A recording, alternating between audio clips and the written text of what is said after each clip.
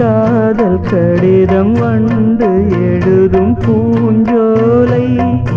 விரல்களில் மேனி முழுதும் இளமை வரையும் ஓர் கவிதை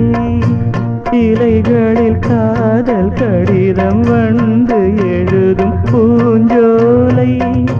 விரல்களில் மேனி முழுதும் இளமை வரையும் ஓர் கவிதை